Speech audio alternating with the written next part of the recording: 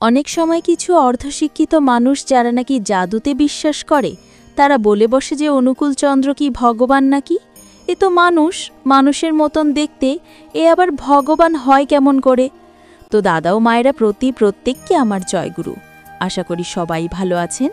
আশা করি এতক্ষণে ভিডিওর টপিক সম্পর্কে বুঝেই গেছেন। তো চলুন দেরি না করে ভিডিওটি শুরু করা যাক।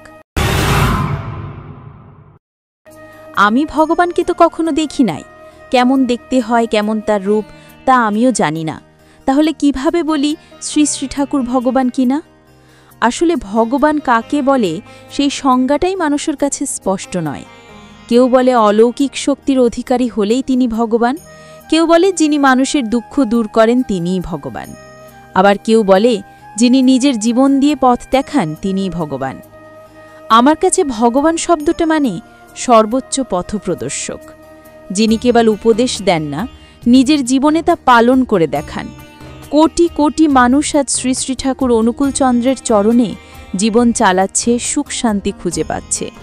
আমিও সেই পথে চলার চেষ্টা করছি, তাই তাকে আমি ভগবান বলে ডাকব কি না সেই নিয়ে মাথা ঘামাই না। তাকে আমি আমার পরিবারের একজন পথপ্রদর্শক সদস্য হিসাবেই দেখি। আমাদের মুক্তি বা জীবনের সঠিক পথ কখনো অলস ভরসা বা অলৌকিক শক্তির ওপর নির্ভর করে না। শুধু ভগবান এসে রক্ষা করবে এই আশায় বসে থাকলে চলবে না, কারণ আমাদের কর্ম ছাড়া কিছুই সম্ভব নয়। শরীরের শ্রম, মনের সাধনা, বিবেক বুদ্ধির প্রয়োগ, এগুলো দিয়েই জীবনের মুক্তির রাস্তা তৈরি হয়। শ্রী শ্রী ঠাকুর আমাদের শিখিয়েছেন, কর্ম করো, ভরসা রাখো, আলস্যকে আশ্রয় করো না। তাই আমি তাকে ভগবান বলবো কি বলবো না সেটাই আসল প্রশ্ন নয়।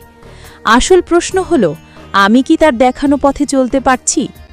ভেবে দেখুন, একজন ডাক্তার যদি রোগীর প্রাণ বাঁচায়, আমরা তাকে ভগবান বলে সম্মান করি। একজন শিক্ষক যদি সারা জীবনের পথ দেখিয়ে দেন, তাকেও আমরা ভগবানের আসনে বসাই। তাহলে যিনি সারা জীবন মানুষের জীবনকে সুন্দর করার জন্য লড়েছেন, যিনি মানুষকে নিজেদের দায়িত্ব বোঝাতে শিখিয়েছেন, তাকে ভগবান না বললেও কি তিনি ভগবানের চেয়ে কম কিছু? আমরা যদি কেবল অলৌকিক শক্তির জন্য ভগবানকে খুঁজি, তাহলে তো জাদুকর আর তান্ত্রিকও জাদু দেখাতে পারে, তাদের কেন ভগবান ভাবতে পারি না? আসলে ভগবান কখনো এসে আমাদের ঘরের কাজ করে দেবেন না, পরীক্ষার খাতা লিখে দেবেন না, জীবনের সংগ্রাম আমাদের হয়ে লড়বেন না। তিনি কেবল পথ দেখাবেন, বাকি পথ আমাদেরই হেঁটে যেতে হবে। আর আমার কাছে সেই পথপ্রদর্শক, যার মুখের দিকে তাকালে অন্ধকারে আলো জ্বলে ওঠে, হতাশায় ভরসা জাগে, তিনিই ভগবান। তাই আমি বলি, শ্রী শ্রী ঠাকুর অনুকূল চন্দ্র শুধু ভগবান নন, তিনি আমাদের জীবনের সর্বোত্তম পথপ্রদর্শক।